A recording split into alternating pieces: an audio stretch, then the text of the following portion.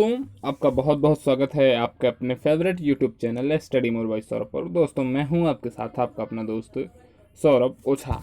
देखिए, आपके पॉलिटेक्निक का एंट्रेंस एग्ज़ाम 12 सितंबर को है और उसके पहले ये सभी स्टूडेंटों को जान लेना बहुत ही महत्वपूर्ण होता है कि उनके एग्ज़ाम के लिए इम्पोर्टेंट क्वेश्चन कौन कौन से हैं। तो आज हम इस वीडियो में बात करने वाले हैं मैथमेटिक्स के अबाउट कि मैथमेटिक्स में उनके इम्पोर्टेंट क्वेश्चंस कौन कौन से हैं। और कुछ हम इम्पोर्टेंट क्वेश्चन पहले भी बता चुके हैं, आप उसको चैनल के वीडियोस में जा करके देख लीजिए।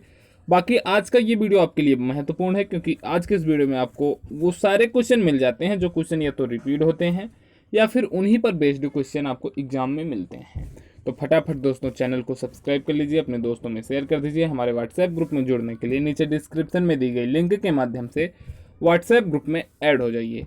देखिए, वीडियो में हम कुछ भी बताएं उसके पहले आपको एक जानकारी दे दें कि एग्ज़ाम के दिन मतलब 12 सितंबर को सबसे पहले आपको अगर आंसर की प्राप्त करनी है, चाहे वो ए सेट की हो या फिर के सेट की हो, अगर आपका ग्रुप ए है तो अगर आपको सबसे पहले आंसर की प्राप्त करनी है तो आप फटाक से चैनल को सब्सक्राइब करके व्हाट्सएप ग्रुप में जुड़ जाइए और बेल आइकन दबा दीजिए क्योंकि एग्ज़ाम आपका 12 बजे ख़त्म होगा और लेट से लेट 12:30 बजे आपके अपने इसी चैनल पर आंसर की सबसे पहले और सबसे सटीक अंदाज में आपके सामने होगी। तो सबसे पहले आंसर की के लिए आप हमारे चैनल से ज़रूर जुड़ जाइए।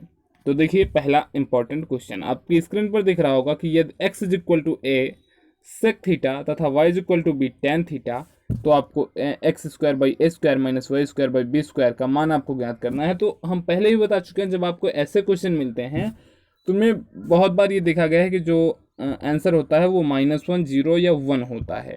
तो इसका करेक्ट आंसर है 1। आप इन क्वेश्चनों को एक बार ऐसे सरसरी निगाह से देख लीजिए क्योंकि मान लीजिए ये क्वेश्चन आ भी जाए तो आपको बिना सॉल्व किए आप इसका आंसर फटाक से मार सकें।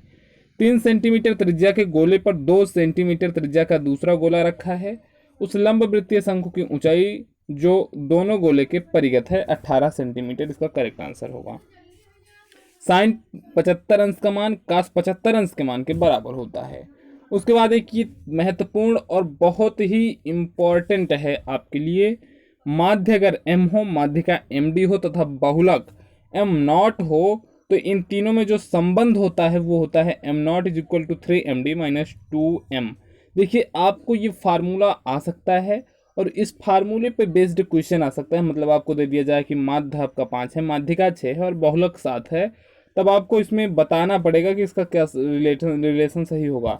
या फिर आपको माध्यिका दे दिया जाएगा, बहुलक का मान आपको ज्ञात करना होगा, या इसी तरह से आपको दिया जा सकता है। इसे आप निश्चित रूप से देख लीजिए क्योंकि ये इस पर एक क्वेश्चन जरूर आता है। हो सकता है कि यही आपको आ सकता है और ये भी हो सकता है कि इस पर बेस्ड क्वेश्चन आ जाए। तो इसको बिल्कुल आप देख लीजिए ध्यान से कि m0 = 3md - 2m होता है। फिर उसके बाद आपका अगला क्वेश्चन आता है, यदि a = 1 2 2 3 1 3 है तो इसमें अवयवों की संख्या 3 होगी। क्यों 3 होगी? 1 2 3 ही पार्ट है मेन, तो अवयवों की संख्या 3 हो जाएगी। आपको फिर ये tan 315 अंश sec 900 अंश प्लस cot - 495 अंश इंटू cos sec -450 अंश, तो इसका मान 0 होगा। ठीक है, तो इस तरह से आप प्रश्नों को आसानी के साथ टिक मार सकते हैं। यदि आपको दे दिया जाए x + 1/x = 4 तो x³ - 1/x³ का आपको मान ज्ञात करना हो तो इसका करेक्ट आंसर हो जाता है 13√3। आप इसे सॉल्व भी कर सकते हैं। इस पर बेस्ड पक्का आप कंफर्म समझिए कि इस पर बेस्ड एक क्वेश्चन आने वाला है, तो आप इसको देख लीजिए। अगर आपको प्रॉब्लम होती है तो आप हमें कांटेक्ट कर सकते हैं हमारे व्हाट्सएप ग्रुप के थ्रू या फिर इस वीडियो के कमेंट के थ्रू। समकोण त्रिभुज में कर्ण की मध्यिका कर्ण की होती है आधी होती है। ये हम आपको पहले ही बता चुके हैं, जब हम त्रिभुज पढ़ा रहे थे अपने इसी चैनल पे, त्रिभुज से रिलेटेड इंपॉर्टेंट पॉइंट्स आपको दे रहे थे, तब उसी में हमने ये बता दिया था। उसके बाद अगला आता है, किसी मीनार की परछाई उसकी ऊंचाई की आधी पाई गई। कुछ समय पश्चात परछाई मीनार की ऊंचाई के बराबर हो जाती है। सूर्य नीचे चला गया। कितना सूर्य नीचे जा रहा है? tan -1, tan की पावर -1, या इसको आप बोल सकते हैं tan इनवर्स 1/3। उसके बाद आपका अगला क्वेश्चन आता है, यदि √1 + cos θ 1 माइनस साइन थीटा है, तो इसका जो वैल्यू होता है वो होता है आपका tan θ/2। इसे आप आसानी के साथ सॉल्व भी कर सकते हैं। इसे सॉल्व कैसे करना है, cos थीटा की वैल्यू आपको ऐसा तोड़ देना है कि उससे जो 1 है वो कट जाए, और आप साइन थीटा को जस्ट उसी प्रकार से लिख दीजिए कि उससे आपका यहाँ पर जो नीचे 1/, में आपका 1 है वो कट जाए, तो आसानी के साथ आपका सॉल्व हो जाएगा। फिर ये क्वेश्चन, दिए गए चित्र में ओ वृत्त का केंद्र है तथा कोण B O A is equal to 124 अंश, कोण बी सी ए का मान आपको बताना है। आप फिगर में देखिए, आपको बताया क्या गया है कि इस कोण की वैल्यू आपकी 124 अंश है, इस कोण का मान आपको ज्ञात करना है, तो इस कोण का मान आपका होगा 118 अंश। तो इस प्रकार से आप आसानी से क्वेश्चनों पर टिक मार सकते हैं, क्वेश्चनों को सॉल्व करते हैं। देखिए उसके बाद एक और ये बहुत महत्वपूर्ण क्वेश्चन है, जिस प्रकार से अभी हमने आपको थोड़ी देर पहले बताया था बहुलक माध्य और माध्यिका के बीच रिलेशन, जस्ट उसी प्रकार से ये क्वेश्चन भी आपको इम्पॉर्टेंट है। और इस क्वेश्चन पर भी बेस्ड आपको या तो इस पर देखा गया है कि अक्सर यही आ जाता है, यही क्वेश्चन आपका रिपीट हो जाता है, तो आपको इसे ध्यान से समझ लेना है और जान लेना है। x तथा y दो बीजीय व्यंजकों का महत्तम समाप्तवर्तक और लघुत्तम समाप्तवर्तक h तथा l है। यदि x plus Y equal to X H plus L है, तब सही रिलेशन क्या होगा, तब सही रिलेशन होता है आपका X cube plus Y cube is equal to H cube plus L cube. आप इसको अच्छे से समझ लीजिए, ये निश्चित रूप से आ सकता है, इसके आने के चांसेस 70% हैं।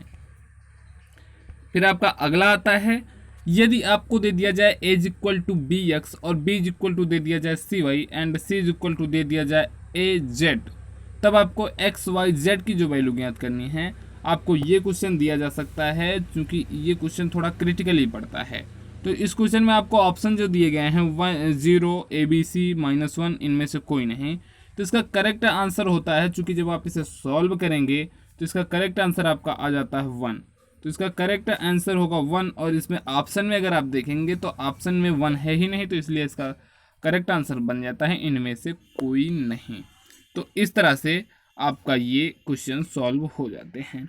उसके बाद आपका आता है, यदि आपको sine A is equal to दे दिया जाए 1/√10, sine B is equal to 1/√5, तो आपको a प्लस बी का मान ज्ञात करना है। तो a प्लस बी का मान जो आपका आता है वो 45 अंश आ जाता है। अक्षों तथा रेखा x sine alpha plus Y sine beta is equal to sine 2 alpha से बने त्रिभुज का क्षेत्रफल क्या होगा, साइन 2 अल्फा होगा। आप इसे अच्छे से देख लीजिए। फिर आपका लास्ट पार्ट का आता है, यदि आपको दे दिया जाए 2 साइन की पावर 6 थीटा प्लस कॉस की पावर 6 थीटा माइनस 3 साइन की पावर 4 थीटा प्लस कॉस की पावर 4 थीटा प्लस 1 है, तो इसका मान क्या होगा, तो इसका मान आपका 0 हो जाता है। यदि किसी श्रेणी के प्रथम n पदों का समांतर माध्य x है तथा प्रथम n-1 पदों का योग k है, तो उसका nवां पद क्या होता है, उसका nवां पद nx - k हो जाता है। आप इसे आसानी के साथ कर सकते हैं, क्योंकि अगर आपको n पदों का समांतर माध्य दे दिया गया है x, तो n पदों का योग क्या हो जाएगा, आपका हो जाता है nx।